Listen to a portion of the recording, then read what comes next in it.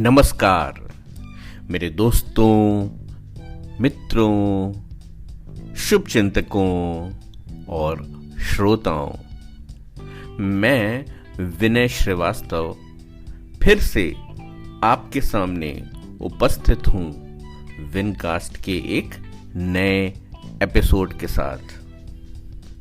आज मैं आपको सन 2013 का एक वाक्य सुनाने जा रहा हूँ। बात कुछ अप्रैल महीने की है और उस समय मुझे चिकन पॉक्स हो गया था।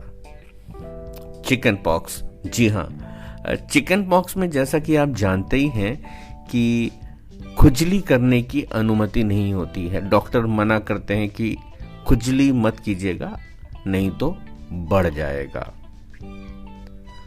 अब जो चीज ना करने को बोली जाए, एक टेंडेंसी होती है कि वही चीज बार बार करने का मन करता है। हमको अगर बोला जाता है, अगर किसी बच्चे से बोलो बेटा ये मत करना, तो वो उस चीज को तो वो जरूर करेगा। हम लोग हालांकि इसका गलत फायदा भी उठाते हैं। अगर बच्चे से कोई चीज करवानी होती है तो हम लोग उसको बोलते हैं बेटा ये मत करो, तो वो कर देता है। हम लोग कुछ इसको कहते थे कि भाई बड़ी खुजली है काम करने की। तो उस समय ये बात दिमाग में आई कि खुजली है बट खुजली करने नहीं दी जा रही है।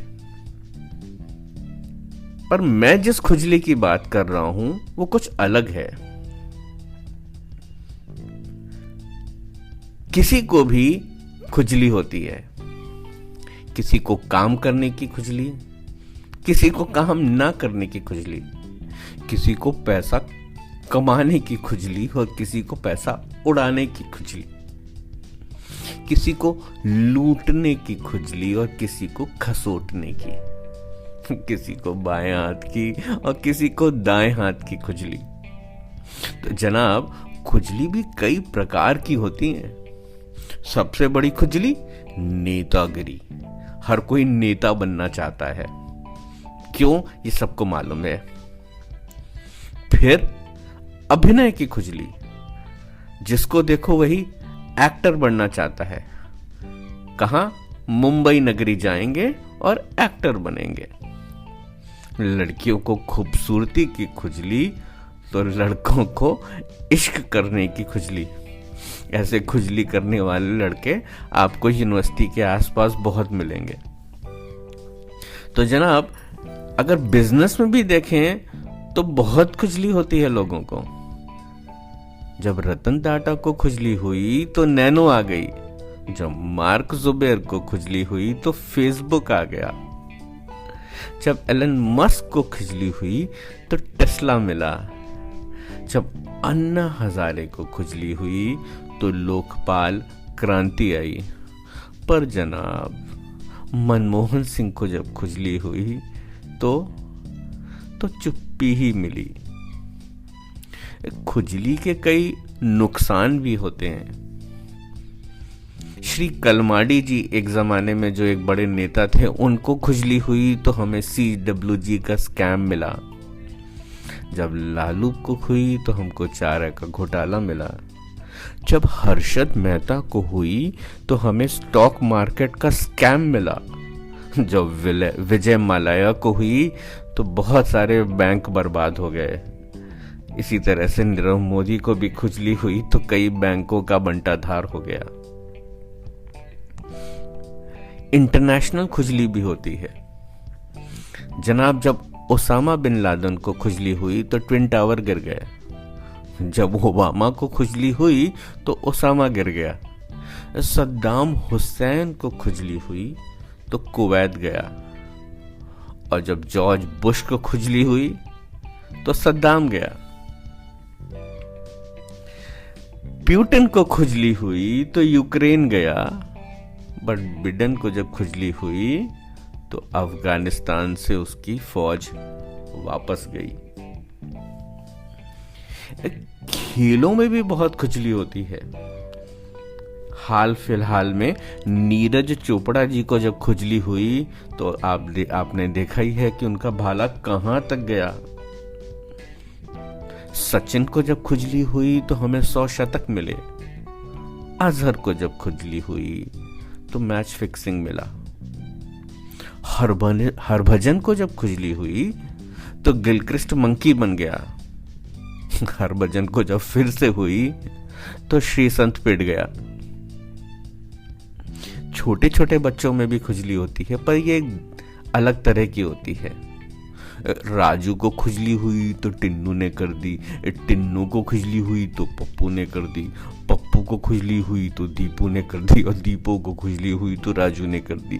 तो आपस में ही सब एक दूसरे को खुजला के खुश हो जाते थे।